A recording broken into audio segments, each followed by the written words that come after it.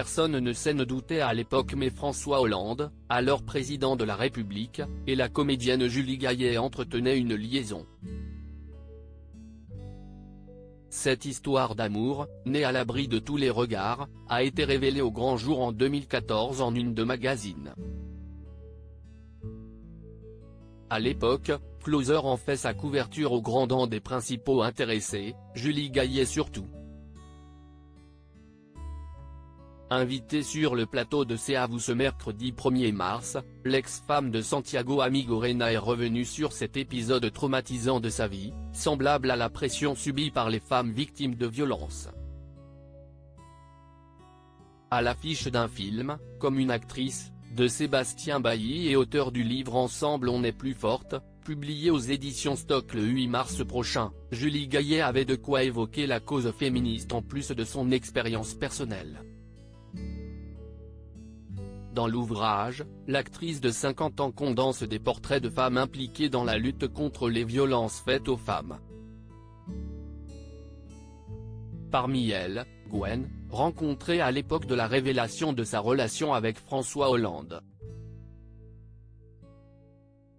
CIST, une histoire assez folle, d'ailleurs, parce que CIST au moment où il y a eu cette affaire Closer.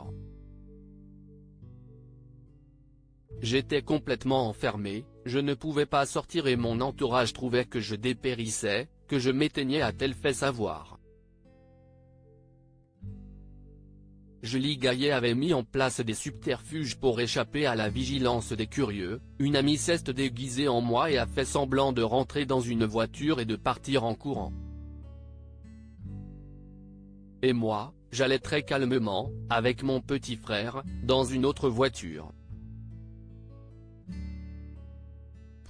Dans cette espèce d'épopée absolument folle, le garçon qui conduit me dit, « Si est-il bon, vous pouvez sortir ».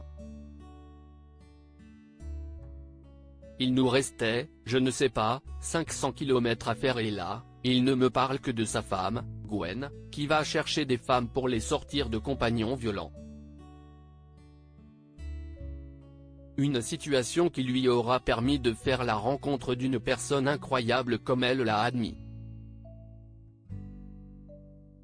Mariage pluvieux. Julie Gaillet et François Hollande ont résisté aux pressions et vécu leur histoire de la plus simple et discrète des manières.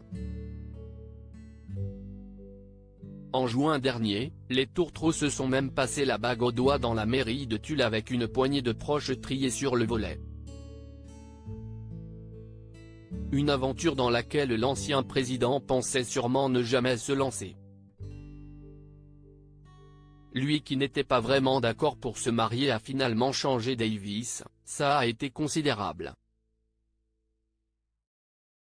Il a eu des petits-enfants et Julie a beaucoup aidé aussi, elle a aidé ses enfants, elle a contribué à équilibrer. François racontait à un ami du politique. Quand on a une perle entre les mains, il ne faut pas laisser filer.